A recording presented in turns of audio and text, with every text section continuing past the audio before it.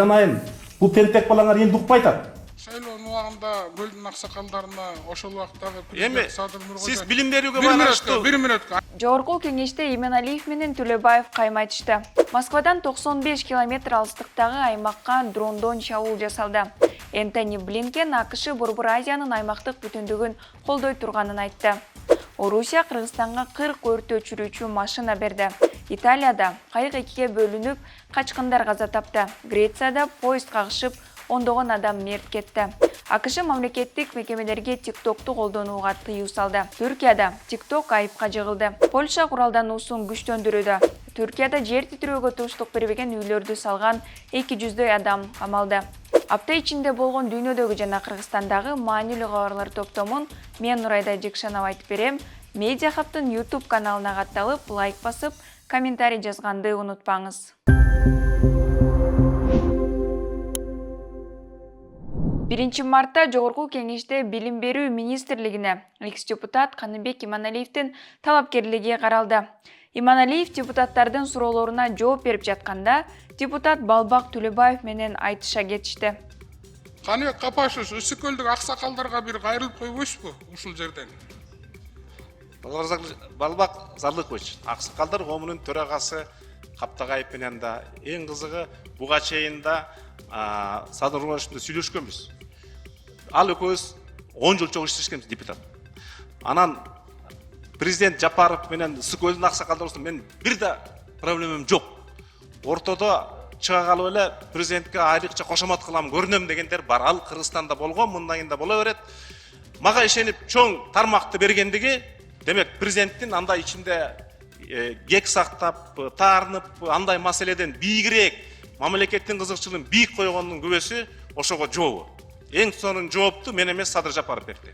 Бир аздан соң депутат Элмурза Сатыбалдиев Иманалиевден Балбак Төлөбаевка дагы жооп кайтарууну сунуштады. Төлөбаевка бир чындыкты айтам деп турган жеринен Иманалиевди төрага токтотуп калды. Айтайынбы? Кой. Берде мындай суроолорго жооп бергиле, андай нерселердин кереги жок. Соңунда Жогорку кеңеш Каныбек Иманалиевдин талапкерлигин жактырды. 27 февралдын кечинде Орусиянын 6 аймагына учкучсуз учактардан чабуул жасалды. Дрондордун бири Губастово айылына жакын жерге түшкөн. Губастово Москвадан 95 километр алыстыкта жайгашкан. 3 учкучсуз учак Белградта жана Брянск облусундагы Сураж районунун үстүнө кулаган же атып түшүрүлгөн. Ошол түнү учактын соккусунан Туапседеги мунай базасында жарылуу болуп, Адыгеяда дагы бир аппарат кулап түшкөн. Губастового түшкөн дрон Киевден учурулган. Украинанын чек-арасынан 450 чакырым аралыкты басып өткөн. Украинанын чек-арасы Туапседен 420 километр, ал эми Адыгеядан 380 километр алыстыкта жайгашкан.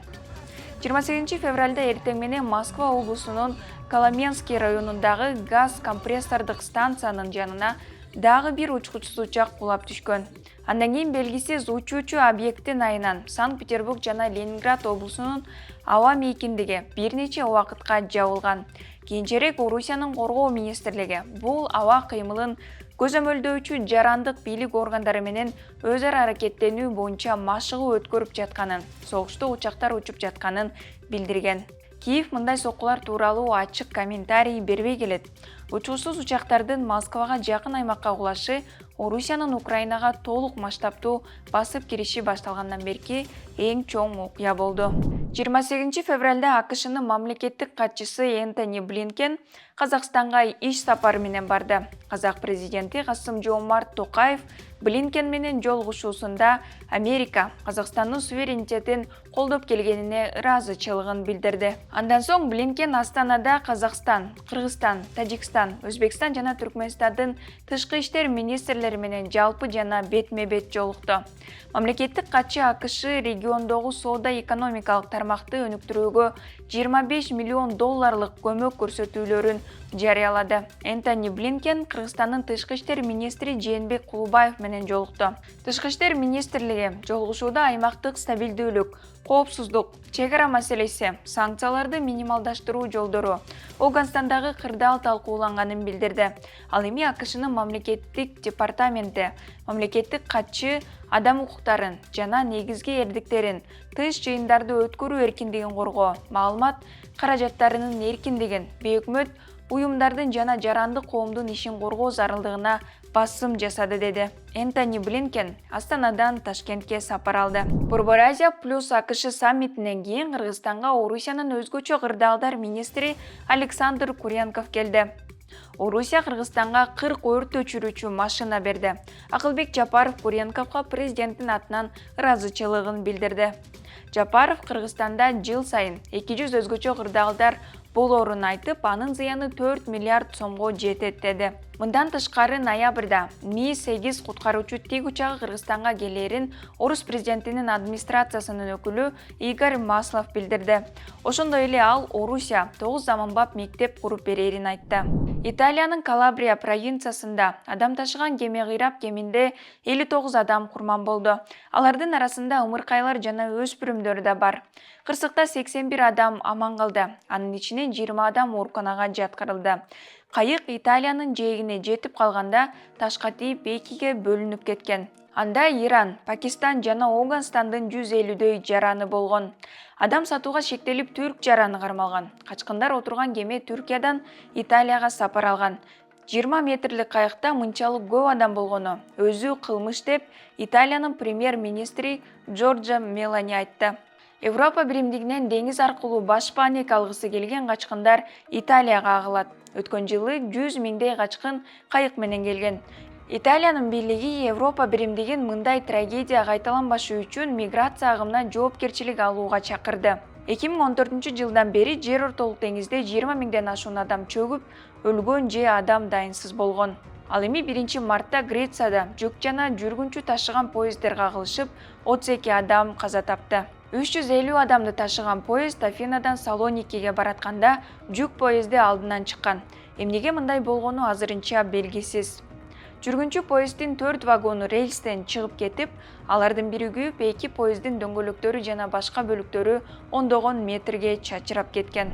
АКШнын президенти Джо Байден федералдык агенттиктердин жетекчилигин Кытайдын TikTok тиркемесин 90 күнүн ичинде бардык өкмөттүк жабдыктардан өчүрүүнү талап кылды. Ал эми мамлекеттик департамент сыяктуу кээ бир мекемелер коопсуздуктан улам TikTok'ту колдонуудан баш тарткан. Американын бийлиги буга чейин эле Пекин TikTok'ту америкалык колдонуучуларга таасирин тийгизиш үчүн пайдаланат жана электрондук түзүлүштөрдү көзөмөлгө алат деген кооптонуусун билдирген. 2020 жылы Ак Үй TikTok'ту колдонууга тыюу салууга аракеттенген, бирок андан майнап чыккан эмес. Ал арада Түркиянын жеке маалыматтарды коргоо мекемеси TikTok'ту балдардын жеке маалыматтарын таратууга жана мыйзамсыз маалыматтарды чогултууга айыптап, $92,5 миң айыпка жыкты. Мындай чечим ошондой эле программалык камсыздоодогу көптөгөн кемчиликтердин аныкталганына байланыштуу кабыл алынганы айтылат. TikTok куки файлдары иштетүүгө колдонуучунун макулдугун сурабайт. Бул Түркиянын мыйзамдарына карама-каршы келет. Польшанын коргоо министрлиги курал-жарак чыгарган жергиликтүү Хута Сталова Вала компаниясы менен 1000 барсук БМП-сын жана 400 дана кошумча техниканы өндүрүүгө келишим түздү. Алгачкы 4 барсук 2023 жылы пайдаланууга берилет. Польшанын армиясы Европадагы эң күчтүү жана эң жабдылган армиянын бирине айланууда, деди коргоо министри Мариуш Блащак. Польша, Орусия Украинага кол салгандан тарта өз армиясын күчтөндүрүп жатат. Анткени Польшанын аймагы Украина менен чектешет. Маселен, өткөн жылы аскерлеринин саны 164 миңге жеткен. Польшанын куралдануусунда Патриот, Хаймарс, 32 F-35 абадан чабуул жасаган учагы, 250 Абрамс танктары жана 24 байрактар, учкучсуз учактары жана башка жабдуулар бар. Же алар жакын күндөрү жеткирилет.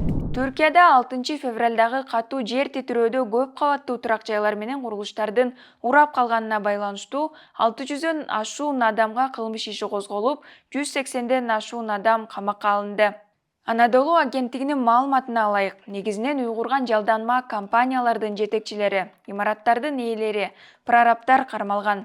Эксперттердин айтымында жер титирөөдөн кийин урап калган көптөгөн имараттар менен курулуштар мамлекеттик стандартка жооп бербеген сапатсыз курулуш материалдары менен курулган болушу ыктымал. Түркия менен Сирияда болгон зилзалада курман болгондордун саны учурда 48 миң адамга жакындады. Бул аптадагы маанилүү кабарлар топтомушулар болду.